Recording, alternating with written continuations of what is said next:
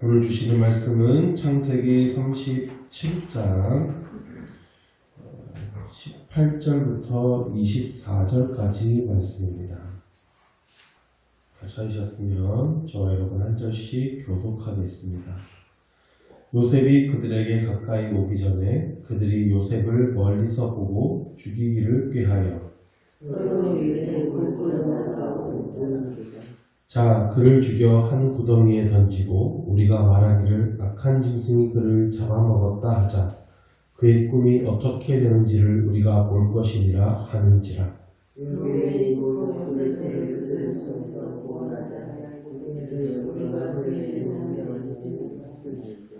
르우벤이 또 그들에게 이르되 피를 흘리지 말라. 그를 광야 그 구덩이에 던지고 손을 그에게 대지 말라 하니 이는 그가 요셉을 그들의 손에서 구출하여 그의 아버지에게로 돌려보내려 함이었더라.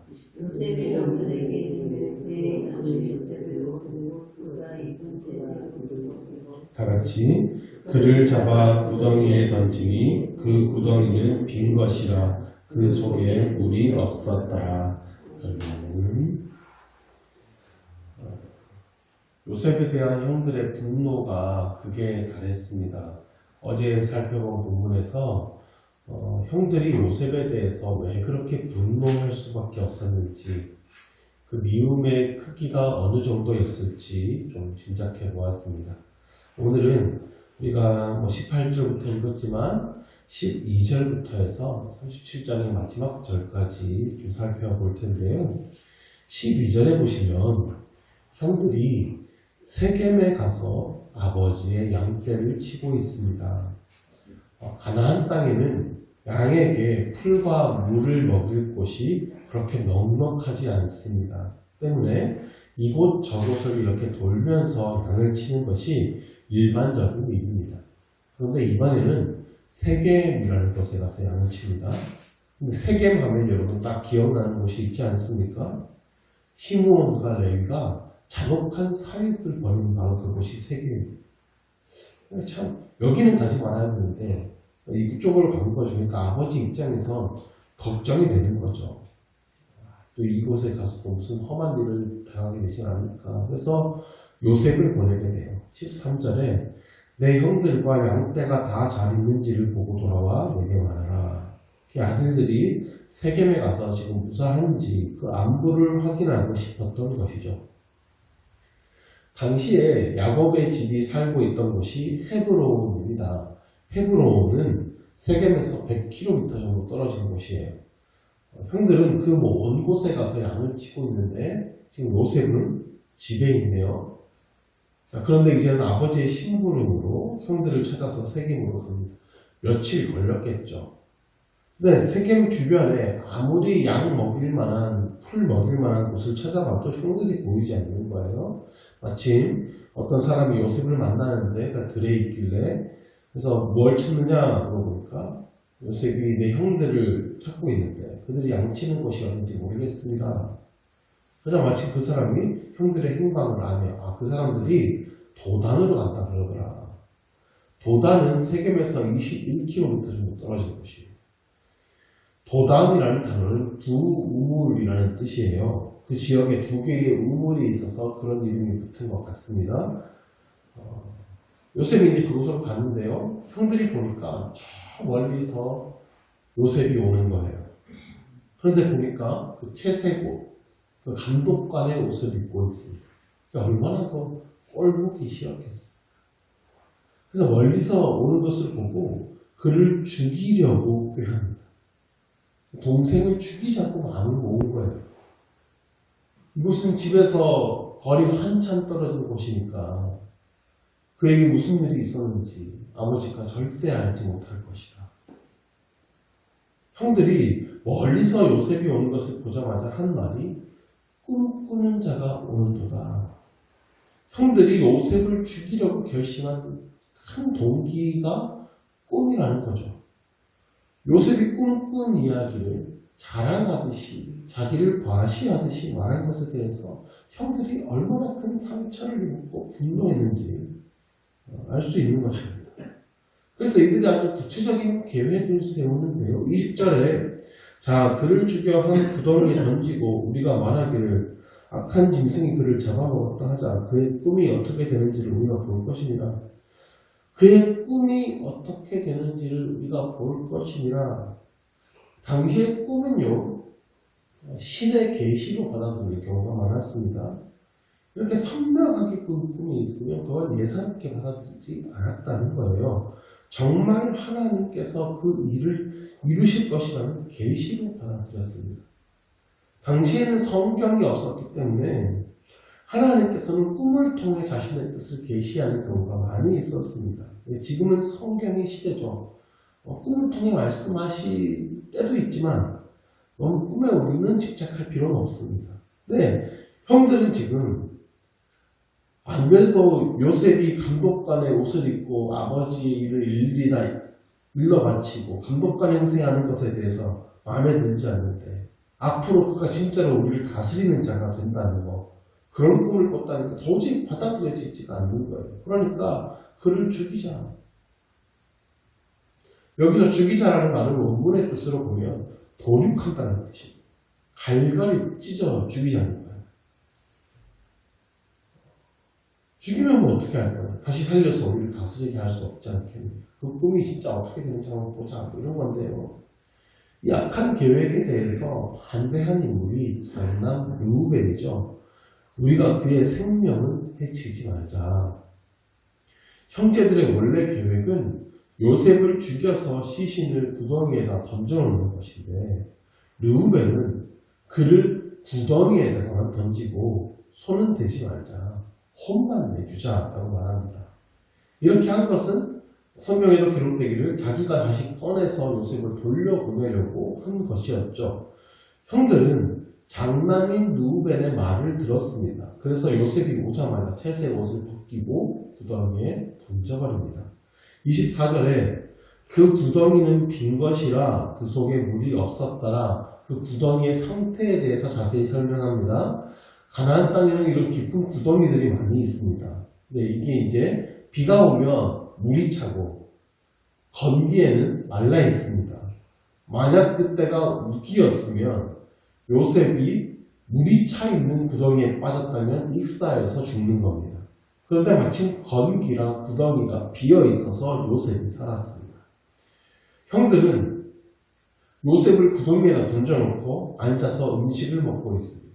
그런데 눈을 들어보니까 마침 이스마엘의 상인들이 물건을 싣고 애국 쪽으로 가고 있는 걸 보게 되죠. 그러다 이번엔 유다가 말합니다. 우리가 우리 동생을 죽여서 무슨 이득이 있겠냐. 차라리 저 사람들에게 팔아넘기고 우리는 손을 대지 말자. 아무리 그래도 우리 동생이고 혈육이지 않냐. 이번에도 형제들이 설득이 됐어요. 그때 마침 상인들이 바로 옆을 지나갑니다. 그래서 요셉을 구덩이에서 끌어올려다가 은 20을 받고 팔아 넘깁니다. 그래서 요셉은 애국으로 팔려가게 돼요. 이 일이 있을 때 르우벤은 자리에 없었나 봅니다. 몰래 구덩이에 가서 요셉을 꺼내주려고 했는데 보니까 없어요. 그러자 르우벤이 옷을 찢으면서 통곡을 하죠. 자, 요셉이 사실은 형들에게 죽임을 당할 뻔했습니다. 근데 장남 르우벤이 한번 이 계획을 막았고 그 다음에 유다가 또 한번 그 계획을 막았습니다. 죽이지 말고 구덩이에만 던져놓자. 그를 상인에게 팔자. 이것도 사실 선한 계획은 아니지만 죽이는 것보다는 나은 차악을 선택한 겁니다. 어쨌든 르우벤과 유다에게는 요셉을 그 죽음에서는 건져주고자 하는 마음이 있었던 거예요. 요셉은 르우벤과 유다 때문에 생명은 건질 수 있었죠. 묘하게도 요셉이 나중에 총리가 돼서 형제들이 곡식을 사러 왔다 갔다 할 때 형제들을 위해서 내가 책임지겠다라고 하는 사람도 르우벤하고 유다입니다. 자, 37장부터 이 요셉의 이야기가 이렇게 시작됐는데요. 37장 2절을 보시면 그 이야기를 이렇게 시작합니다. 야곱의 족보는 이러하더라. 자, 여기서부터 요셉의 이야기가 시작되는데 야곱의 족보는 이러하다 그러면서 이 이야기를 시작하는 건 좀 이상하죠. 족보라는 것은 히브리어로 톨레도트라는 말인데 자손, 역사라는 뜻이 있습니다. 그러니까 야곱의 족보는 이러하니라라는 구절은 야곱의 자손들은 이러했다. 야곱의 자손의 역사는 이러했다라는 의미인데 그러므로 37장 이후의 창세기 이야기는 요셉의 이야기인 것 같지만 사실은 이스라엘 자손들의 이야기, 즉 야곱의 12아들의 이야기입니다. 자, 그들이 이제 하나님의 백성이 되어야 돼요. 한 지파씩을 이루어야 되는데 그러면 하나님의 백성이 되려면 이 12아들이 먼저 믿음 안에서 하나가 되어야 될 것 아닙니까?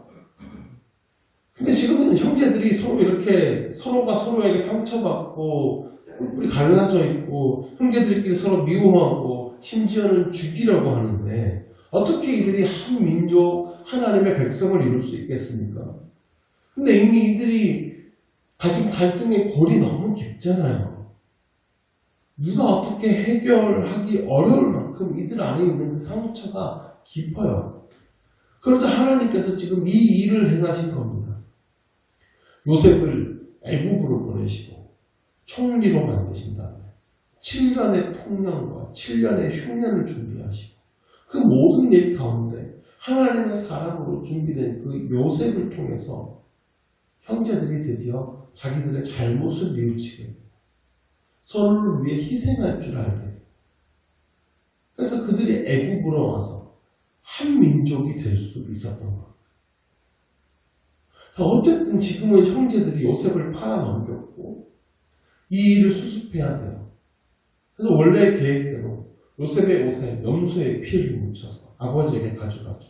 우리가 이거 발견했는데 요셉의 것 아닌지 한번 확인해 보십시오.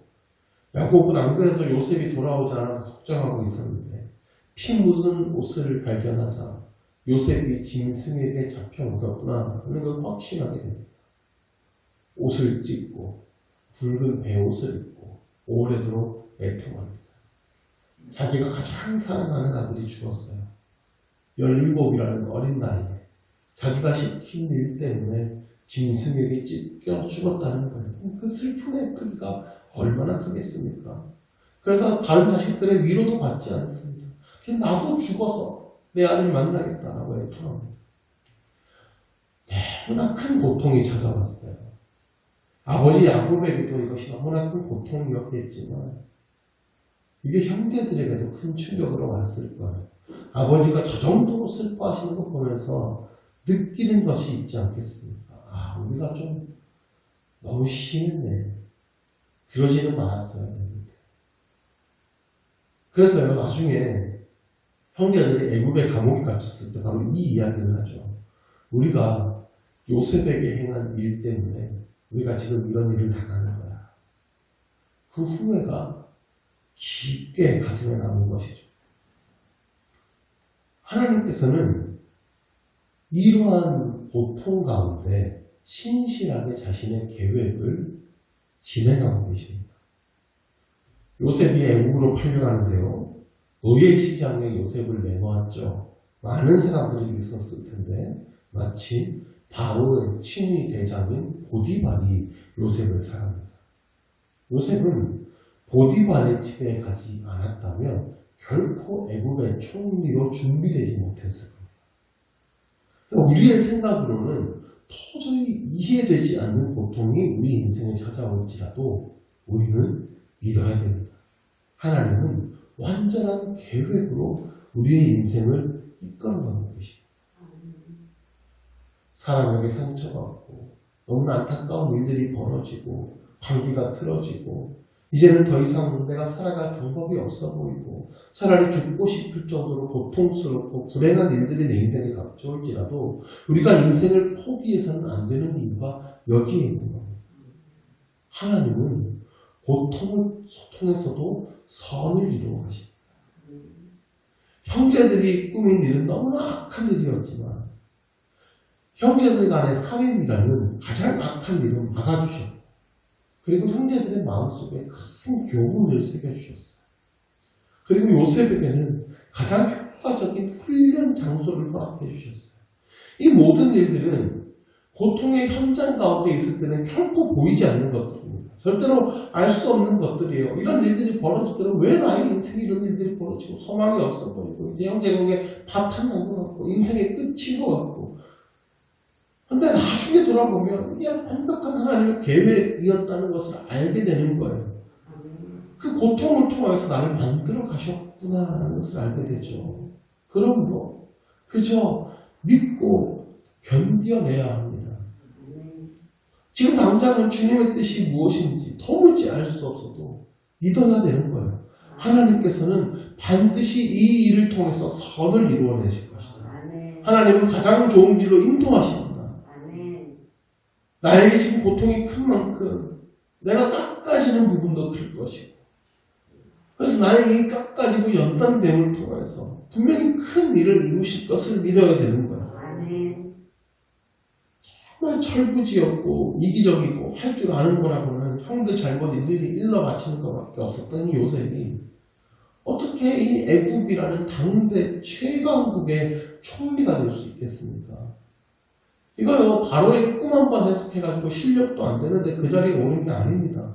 애국 전역에서 요셉만큼 전문적인 지식과 경험을 가지고 지혜롭게 그 일을 처리할 수 있는 사람이 없었던 겁니다.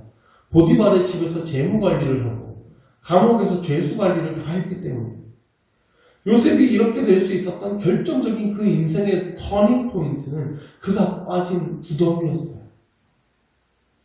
인생의 구덩이에 빠지면 고통스럽고 괴롭고 더 이상 이제 내가 살 수 없을 것 같습니다. 그러나 그 구덩이는 그를 다시 살리시기 위한 구덩이입니다. 나를 새롭게 살게 하시려는 하나님의 역사의 구덩이인 거예요. 그러므로 우리는 지금 어떤 형편에 있다 할지라도 이 믿음과 소망을 가지고 살아가야 하는 것입니다. 나의 모든 삶의 길을 온전히 하나님의 손에 의탁할 때 하나님께서는 가장 완전하신 길로 우리를 인도하여 주실 것입니다. 고통을 통해서 나의 모난 부분을 다듬어 가시고 바꾸어 가시고 우리를 하나님의 사랑으로 예수 그리스도의 형상으로 하나님의 귀한 도구로 우리를 만들어 가실 것을 믿습니다. 기도하겠습니다. 하나님 아버지, 하나님은 언제나 우리의 삶을 완전한 계획으로 인도하고 계십니다. 우리가 우리의 뜻대로 인생을 계획하고 살아가는 것 같아도 하나님께서는 마침 일어나는 그 일들을 통해서 주의 뜻을 이루어가고 계십니다.